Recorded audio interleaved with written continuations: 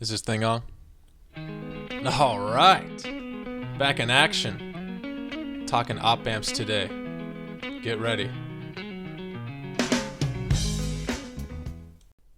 The operational amplifier is a very versatile component.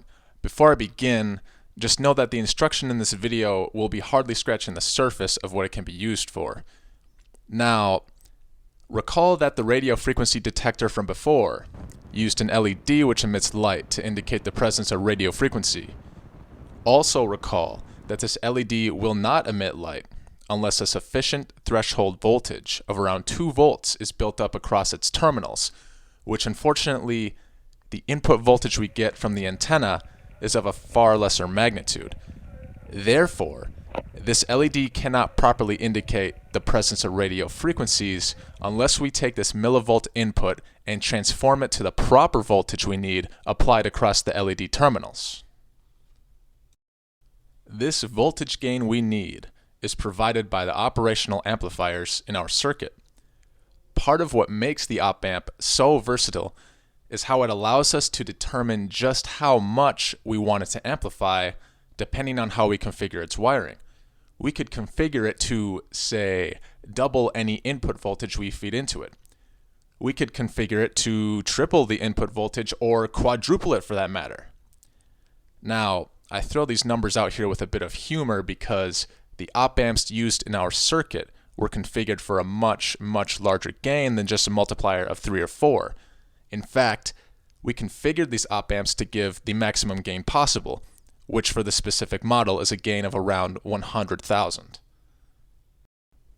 To make more sense of this, check out the simplified template of the op amp, which is the triangle you see. On the left we have the input terminals. This is where the antenna was connected since the antenna provided the input signal in this circuit. On the right we have the output terminal, which is where the LED was connected. Now, if you've already studied op amps, then the way I'm about to describe the gain is probably different than how you were taught. But you must bear with me, as the approach is still correct and is meant to highlight the problem with this configuration and to introduce the principle of feedback as the solution to that problem. The output voltage of the op amp depends on 2 things, one of which being the intrinsic gain factor designed into the op amp, which remains constant. The other factor is the difference in voltage between the 2 input terminals, known in practice as the differential voltage.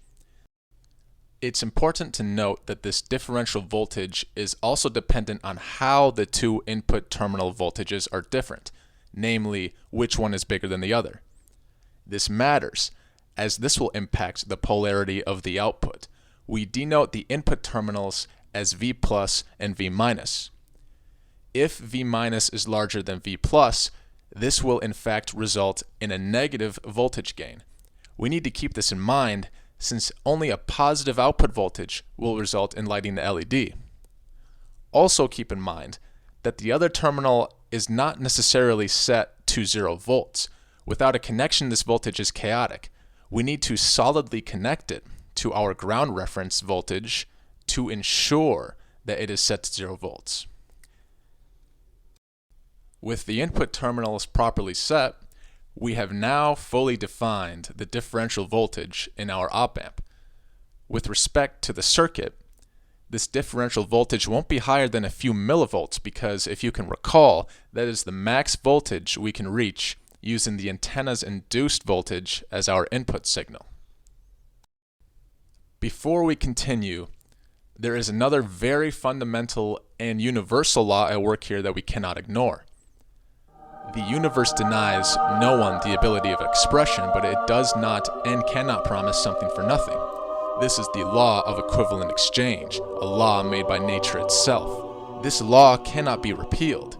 It is as fixed as the stars in the heavens. In the context of science, this is known as the law of the conservation of energy. This op amp cannot give something for nothing. It cannot amplify a signal to a higher voltage without the energy to do so. This energy is supplied by our power source, which, specific to our circuit, is a 9-volt battery.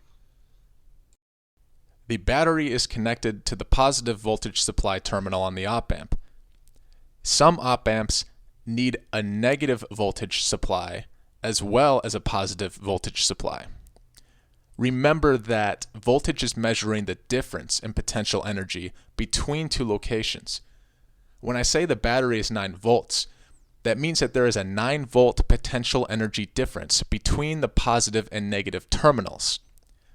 Common practice suggests to define the negative voltage terminal as the ground reference, aka 0 volts, meaning that we would connect the negative terminal to the ground reference in our circuit. If I happen to define the positive battery terminal as our ground reference, meaning that we set that point in our circuit to be 0 volts, the voltage at the point of the negative terminal on the battery would then be measured as negative 9 volts. I'm describing this to illustrate why it is very possible, and in fact necessary for some op amps, that we have a negative voltage supply connected to the negative voltage terminal.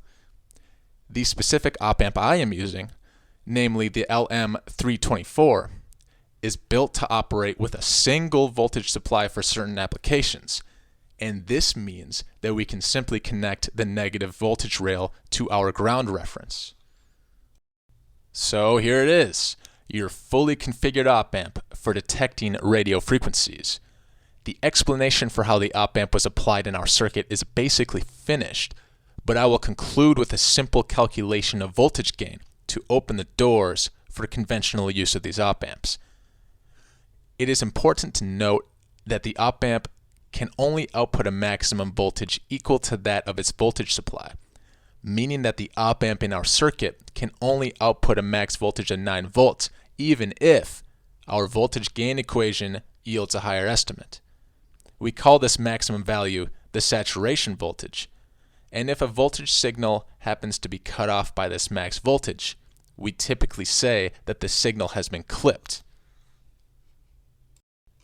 Now, in most applications where we are using an op amp as a signal amplifier, we typically want the output signal to be an exact replica of the input, only with a larger magnitude.